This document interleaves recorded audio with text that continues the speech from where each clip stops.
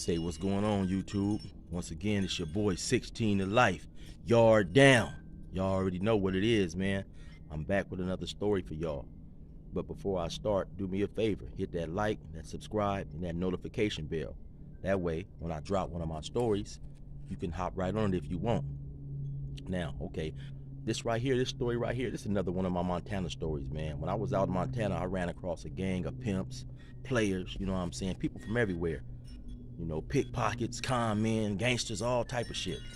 So this story right here is about my boy Robert, man. Robert was a cold gangster type motherfucker. I believe he was up out of Rockford, Illinois somewhere. I know his cousin Rufus, who was a pimp, Rufus had brought him down and shit. Brought him down there. I think probably, you know, to kind of like get him out of trouble.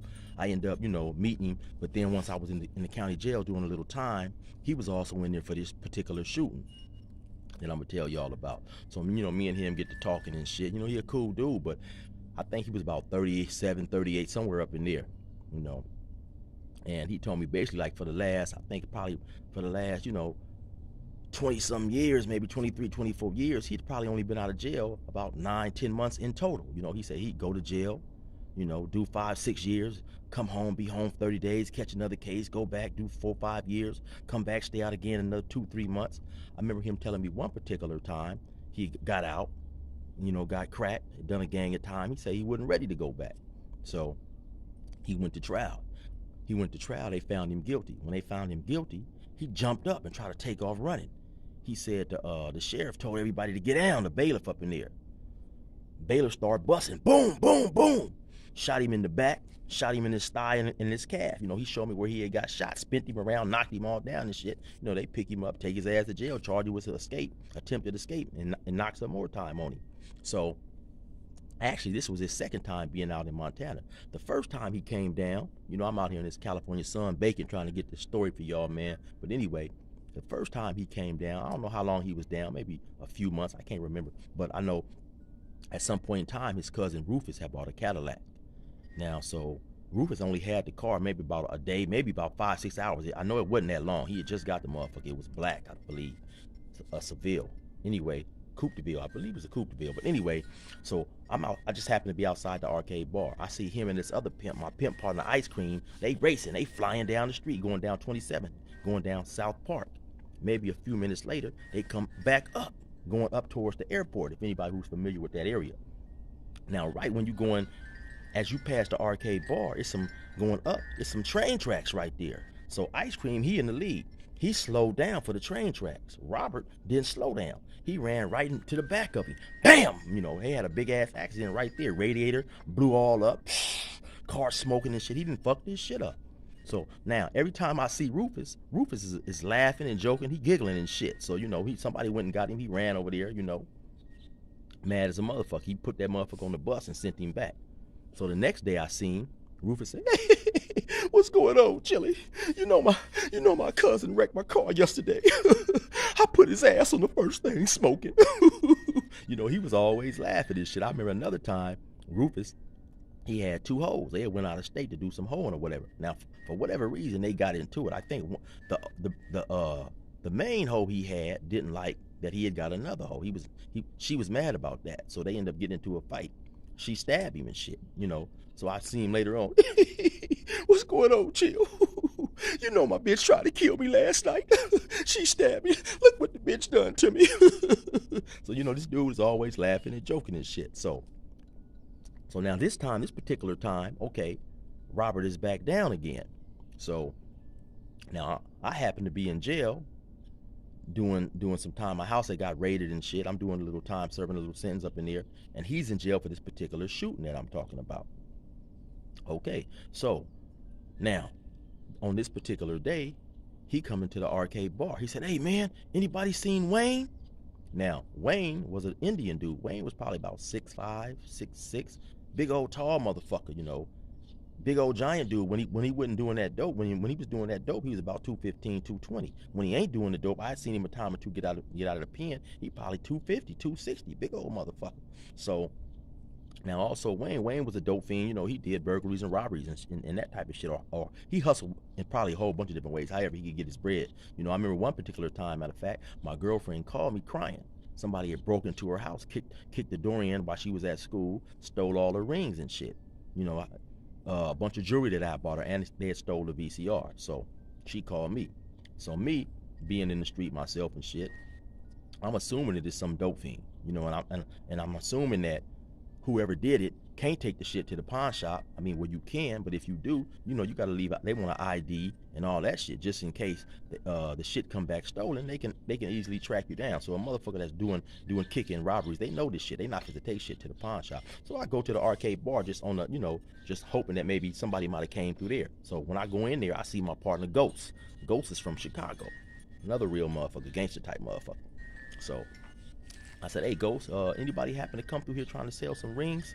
He said, yeah, man, Wayne just came through here about 15, 20 minutes ago, man. I bought a couple for my wife. So he showed me the rings. I said, hey, yeah, man, look, dude broke into my house, man, my girl's house. This my girl's shit. So tell me what you paid for it. I cash you out, you know, and I want my rings back. He said, okay, cool. So he told me what he paid. I gave him the bread. So I hung around for a minute. So I leave. So now when I go outside, just so happened, Wayne is pulling up. So I go over to him. I'm like, hey, Wayne, what's up, man? You know, I just sold Wayne dope a gang of times and shit. So I'm like, hey, Wayne, what's going on, man? I heard you got some rings for sale. He like, yeah, man, I got some rings and shit. So I said, hey, let me look at them. So we got them all in a bag and shit. So I don't know how many it was, 5, 6 left, whatever. I said, oh, yeah, what you want for this? You know, he told me, what you want for this? All right, what you want for this? Once so every time he asked me, I put the ring on my finger as far as it would go. You know what I'm saying? Then once he do that, I step back. I said, hey, man, look. You broke into my girl's house over there on State Street. These are my girl's rings. I ain't got nothing for you. You know what I'm saying? He like, oh man, I didn't know. Woo, woo. I said, you know, okay. But now me being in the street, you know what I'm saying? I'm not taking this shit personal because you know that's his hustle. You know, he do robberies. You know, just so happened he hit the wrong house. I'm assuming. You know what I'm saying? So you know, I mean, like I say, I didn't take the shit personal. That was his thing. You know, except these right here, I'm gonna need these back, and I ain't got nothing for you. So okay, he wasn't tripping. Like, okay, yeah, man, my bad. Woo woo woo woo. All right, so you know, I get the, you know, I go back to her house, give her the rings and shit. So that was his get down. But on this particular day, anyway, Robert coming to the arcade bar. He said, hey man, anybody seen Wayne? He mad as a motherfucker. You know, when whoever, me or somebody said, no, why, what's going on? So long story short, him and Wayne had robbed somebody for a swamp cooler or stole it, burglarized it or whatever. And Wayne had went and sold it and was supposed to bring him back his cut and never did bring him back his cut. So, you know, of course, he figured Wayne out there getting high with his money. He mad as a motherfucker. He like, yeah, man, this motherfucker owe me money, man. At that point in time, he said some of the coldest shit that I'd ever heard. Now, keep in mind, this is back like 91, 92. He said, man, if I don't try and kill him when I see him, God is a punk. You know, this went back, you know, like now today, when all these dudes run around putting shit on God this, on God that. I said, damn. If he don't kill him, God's a punk. I said, this is some cold shit. This motherfucker just said, right? Motherfucker gonna have to he gonna have to stick to that basically in my head. That's what I'm thinking. Like, damn, that's some cold shit this motherfucker just said. Now, as he in there talking, well, it's like a movie. This shit was like a movie, man. Somebody said, man, Wayne is pulling up right now. He said, what? That motherfucker spent. When he spent, he snatched a 38. Motherfucker had a black 38 with a brown handle. He snatched it about his waistband. Anybody that's ever been to the arcade bar know the arcade bar got this big wooden, or had this big wooden heavy ass door. So Wayne pulled up to the curb right in front of the bar. So you can lightweight see the car that Wayne is in. So the door closed. Robert ran outside, homie, kicked that door open. Boom! That motherfucker kicked the door open. All you heard was boom, boom, boom. After the first shot, I turned around. I'm like, God damn, I head the other way. This motherfucker's out there busting. Wayne's sitting in the car. He giving it to him. Boom, boom, boom, boom. He gave him the whole, you know, all he had in the motherfucker. 5, 6 bullets, whatever it had in that motherfucker. Now, just so happened, it's a police right across the street sitting in the parking lot. So he see all this. So after Robert finished shooting, Robert take off running. Robert had a room. It was right across from the arcade bar. It was like big old giant house. Somebody owned it, and they had converted it to where, you know, big 2-story house where they was renting out these rooms, you know, renting out rooms for $15, $20, $30 a day, whatever it was. He had a room over there. So he take off running.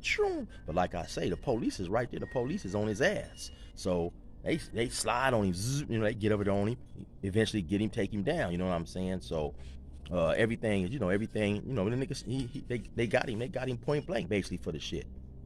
Now, he ended up shooting Wayne like 2, 3 times, I think in the hip and the side. But now to keep the shit real, to keep the shit gangster for Wayne didn't do no telling. Wayne didn't have nothing to say. He didn't know shit. He didn't say shit. He left that shit in the street. So, long story short, Robert ended up beating the state charges. But where they fucked him is the feds came and picked the case up. Ex-felon with a gun. And so he ended up getting probably about, I think maybe he ended up getting like 14, 15 years and shit. So unfortunately for him, he was back to the pen again. You know what I'm saying? But to me in my mind at that particular time, I never forget he said, man, if I don't try and kill him, God is a punk. Now I don't know about y'all, man, but in my mind, God ain't no punk. So that was some cold shit to say. But anyway, that's the end of my little tale right there. You know what I'm saying? Y'all stay up, stay safe out there. Hit that like, you know what I'm saying? Hit that notification, all the shit. Subscribe to my channel, man. It's your boy 16 to Life.